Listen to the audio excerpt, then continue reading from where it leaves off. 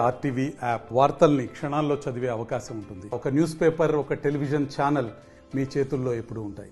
రాష్ట్ర వ్యాప్తంగా ప్రచారాల హోరు పెద్ద ఎత్తున జరుగుతున్నటువంటి పరిస్థితి. అన్ని పార్టీలు ప్రజల వద్దకు వెళ్ళి, ముఖ్యంగా గ్రామాలకు వెళ్ళి కూడా తమ ఓట్లను అభ్యర్థిస్తున్నటువంటి పరిస్థితి. ఇటువంటి పరిస్థితుల్లో అనంతపురం ఎంపీ అభ్యర్థి మనతో ఉన్నారు. ఏం చెప్తారు అసలు మొత్తం మీద అయితే ప్రజల వైపు నుంచి ఎటువంటి మద్దతు ఉంది?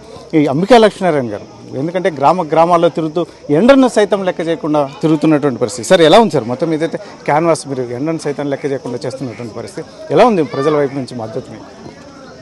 ఈ ప్రజలు కూడా అండి ఈరోజు ఎండను మరిచిపోయి వాళ్ళ గుండెల్లో ఉన్నటువంటి బాధని ఈరోజు వ్యక్తపరుస్తున్నారు. ఎందుకంటే 5 సంవత్సరాల పరిపాలనలో ఈ రాష్ట్రంలో ఉన్నటువంటి అరాచక పరిపాలన వల్ల, విధ్వంసకర పరిపాలన వల్ల ఎన్నో రకాల ఇబ్బందులు ఎదుర్కొన్నామని చెప్పేసి ఎక్కడికక్కడ వాళ్ళు తరలి వచ్చి ఎండను సైతం లెక్క చేయకుండా మాతో పాటు ర్యాలీలో పాల్గొని మేము చెప్పే విషయాన్ని విని ఈ రాష్ట్ర భవిష్యత్తు కోసం మేము సైతం అని చెప్పేసి వాళ్ళు ముందుకు వచ్చి ఓట్లు వేయడానికి సిద్ధంగా ఉన్నారని చెప్పి వాళ్ళు తెలియజేసుకుంటున్నారు. ప్రతి చోట కూడా బ్రహ్మరథం పడుతూ ముఖ్యంగా మహిళలు, యువత అయితే ప్రత్యేకమైనటువంటి ఒక అభిమానంతో వాళ్ళు ఈ కార్యక్రమంలో పాలు పంచుకుంటూ, అదేవిధంగా మేము రాబోయే తెలుగుదేశం పార్టీ ప్రభుత్వంలో మా అందరికీ కూడా ఉద్యోగాలు వస్తాయి, మా మహిళా శక్తి ద్వారా మా అందరికీ కూడా మంచి జరగబోతుందని చెప్పేసి వాళ్ళే ప్రత్యక్షంగా వచ్చి మాతో చెప్తున్నప్పుడు వాళ్ళ స్పందన నిజంగా బాగా బ్రహ్మాండంగా కనిపిస్తూ ఉంది.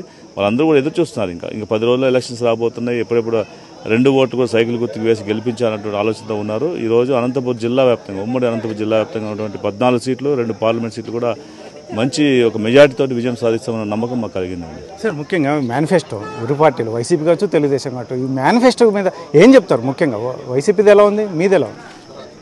ఏమంటే ఇదివరకు వైసీపీ వాళ్ళు పెట్టినటువంటి మేనిఫెస్టోలో మరి కంటిన్యూ చేయడం జరిగింది తప్ప కొత్తగా దాంట్లో పెట్టినటువంటి ఐటమ్స్ అయితే ఏమీ లేవు. కానీ ఈరోజు మేము మహిళా శక్తి ద్వారా ప్రతి మహిళకి, అంటే 18 సంవత్సరాలు నిండిన ప్రతి మహిళకు కూడా నెలకు 1500 రూపాయలు ఇచ్చేటువంటి ఆడబిడ్డ నిధి కార్యక్రమం ద్వారా, అదేవిధంగా పిల్లలు ఎంతమంది ఇంట్లో చదివే వాళ్ళు ఉంటే అంతమంది పిల్లలకి 10th క్లాస్ వరకు కూడా వాళ్ళకి ప్రతి ఒక్క విద్యార్థి కూడా 15,000 రూపాయల సంవత్సరానికి ఇచ్చేటువంటి కార్యక్రమం తీసుకురావడం జరుగుతోంది.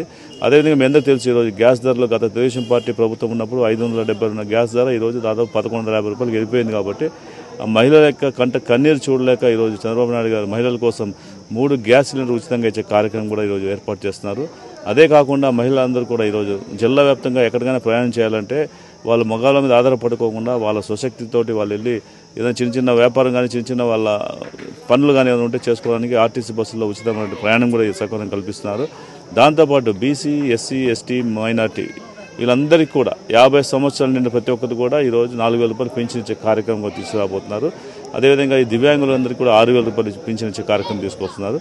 దాంతోపాటు ఈరోజు రైతన్నులకు ప్రత్యేకంగా తొలకరి జల్లు పడంగానే రైతన్నులు విత్తనం వేసుకోవాలంటే డబ్బులు లేక ఇల్లు కుదవ పెట్టడమో లేకపోతే బంగారు తాకట్టు పెట్టడమో, ఇలాంటి పరిస్థితుల్లో రైతన్నులు ఈరోజు ఒక్కోసారి డబ్బులు అందక ఆత్మహత్యలు చేసుకునే పరిస్థితులు మనం చూసాం గతంలో. కాబట్టి వాళ్ళందరికీ చేదోడు వాదులుగా ఉన్నటువంటి రైతు నేస్తం కార్యక్రమం ద్వారా ఈరోజు 20,000 రూపాయలు ప్రతి సంవత్సరం కూడా వాళ్ళకి ఇవ్వడం జరుగుతూ ఉంది. ఈ విధంగా అనేక కార్యక్రమాలతో పాటు ప్రత్యేకించి యువతకు ఈ 5 సంవత్సరాల కాలంలో డిఎస్సీ ఇస్తామని చెప్పేసి ప్రతి సంవత్సరం జాబ్ క్యాలెండర్ ఉంటుందని మోసం చేసినటువంటి జగన్మోహన్ రెడ్డి గారికి ఈరోజు వాళ్ళందరూ కూడా ఎందుకు ఇంత వ్యతిరేకంగా ఉన్నారంటే ఉద్యోగాల కల్పన లేక వాళ్ళందరూ కూడా చిన్న ఉద్యోగాలు చేయలేక పెద్ద చదువులు చదివి పక్క రాష్ట్రాల్లో ఏదో వాచ్మెన్ గాను, సెక్యూరిటీ గార్డు గాను పనిచేసే పరిస్థితి వస్తుంది. కాబట్టి వాళ్ళందరూ ఈరోజు దాదాపు రాష్ట్ర వ్యాప్తంగా మా మేనిఫెస్టో ద్వారా ఈ 5 సంవత్సరాల పరిపాలనలో 20 లక్షల ఉద్యోగాలు ఇచ్చే కార్యక్రమం చేపట్టాం. కాబట్టి ఖచ్చితంగా ప్రతి యువకుడు కూడా ఉద్యోగం వస్తుంది.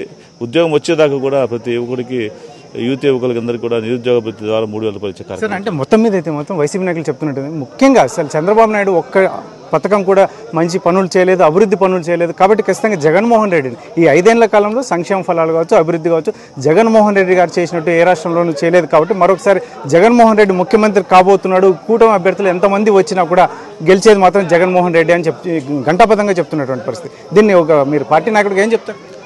వాళ్ళు చేసింది ఏమంటే ఈ రాష్ట్రానికి అప్పులు చేశారు.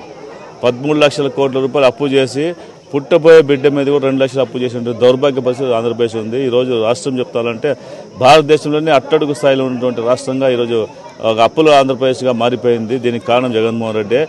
సంక్షేమంతో పాటు అభివృద్ధి చేసేదానికోసము ఎన్నో సంస్కరణలు తీసుకురావాలి, ఎన్నో పరిశ్రమలు తీసుకురావాలి. తద్వారా ఈ రాష్ట్ర అభివృద్ధిని, రాష్ట్రంలో ఉన్నటువంటి ఆదాయాన్ని పెంచుకొని తర్వాత మనం పంచేటువంటి కార్యక్రమం చేయాలి. కానీ ఇక్కడ పెంచుకునే ఆదాయం అయితే ఏమీ లేదు, కానీ పంచుకునేటువంటి కొన్ని ప్రజలకు ఇచ్చి మిగతావన్నీ వాళ్ళు దోచుకోవడం కోసము ఇసుకను వ్యాపారంగా చేసుకొని దాన్ని కూడా దోచుకోవడం జరిగింది, మద్యం వ్యాపారం చేసుకుని దాన్ని దోచుకోవడం జరిగింది, మట్టిని మాఫియా చేశారు, ల్యాండ్ మాఫియా చేశారు, భూ కబ్జాలు చేశారు. ఇది అదని కాకుండా ప్రతి ఒక్క దాని మీద కన్నేసి వాళ్ళ సొంత అభిప్రాయాలు సొంత మనుషులకి లబ్ధి చేకూరలేక పనిచేశారు తప్ప రాష్ట్రంలో ఎవరికి ఎటువంటి ఉపయోగపడలేదు ఈ ప్రభుత్వం అనే విషయం ప్రజలకు తెలుసండి. వాళ్ళు లక్ష్య చెప్పుకున్నా ఈరోజు వినేవాళ్ళు లేరు. ప్రజలు ఆల్రెడీ నిర్ణయం చేసుకున్నారు. మాకు ఖచ్చితంగా ఈ రాష్ట్రానికి భవిష్యత్తు ఉండాలంటే చంద్రబాబు నాయుడు ముఖ్యమంత్రి కావాలనే ఆలోచనతో వాళ్ళంతా ఫిక్స్ అయిపోయారు ఆల్రెడీ. సార్ 13వ తేదీన పోలింగ్ జరుగుతున్నట్టు నేపథ్యంలో మళ్ళీ జగన్మోహన్ రెడ్డిని ఇంటికి సాగనంపే అవకాశం ఉందంటారు? అదే చెప్తున్నా కదండి, ఇప్పుడు ప్రజలు ఆల్రెడీ నిర్ణయం చేసుకున్నారు. ఈ రాష్ట్ర ప్రభుత్వం చేస్తున్నటువంటి ఈ అరాచకాల వల్ల మేము మళ్ళీ విసిగి వేసారిపోయి భవిష్యత్తులో ఈ రాష్ట్రము ఈ ప్రభుత్వం మళ్ళీ తిరిగి వస్తాయినా ఖచ్చితంగా మా ఆస్తులు కూడా అమ్మేస్తారు, మా భూములు కూడా లాక్కుంటారంటే ఆలోచనతో ప్రజలు ఉన్నారు. కాబట్టి వాళ్ళందరూ అప్రమత్తమైనారు. ఖచ్చితంగా అందరూ ఒకటే ఏకవర్గంగా, అంటే దీంట్లో కులాలు మతాలు పేదలు పెద్దలు గొప్పలు చిన్నోళ్ళు కాకుండా అందరూ ఒకటే నిర్ణయం తీసుకున్నారు. తెలుగుదేశం పార్టీ అధికారం తీసుకురావాలి, చంద్రబాబు నాయుడు గారి ద్వారానే ఈ భవిష్యత్తు సాధ్యమనేది వాళ్ళు నిర్ణయం తీసుకోవడం జరిగిందండి. ఇది మొత్తం మీద అయితే మాత్రం అనంతపురం పార్లమెంట్ అభ్యర్థి అంబికా లక్ష్మీనారాయణ చెప్తున్నారు. మొత్తం మీద అయితే మాత్రం రానున్న ఎన్నికల్లో మాత్రం జగన్మోహన్ రెడ్డిని ఇంటికి పంపడానికి ప్రజలు సిద్ధంగా ఉన్నారు. ఇటువంటి పరిస్థితుల్లో అప్పుల మొత్తం రాష్ట్ర వ్యాప్తంగా అభివృద్ధి కాదు, అప్పుల ఊబిగా చేసినటువంటి పరిస్థితి జగన్మోహన్ రెడ్డికి దక్కుతుంది. అందుకనే చంద్రబాబు నాయుడును మరొకసారి ముఖ్యమంత్రిగా చేసుకోవడానికి ప్రజలు సిద్ధంగా ఉన్నారని ఖచ్చితంగా, ఎందుకంటే రానున్న ఎన్నికల్లో ముఖ్యంగా 13వ తేదీ మాత్రం జగన్మోహన్ రెడ్డిని ఇంటికి సాగనంపేందుకు సిద్ధంగా ఉన్నారని చెప్పేసి ఎంపీ అభ్యర్థి తెలుగుదేశం ఎంపీ అభ్యర్థి అంబికా లక్ష్మీనారాయణ చెప్తున్నటువంటి పరిస్థితి. Camera person Sudhakar Challakanaidu RTV.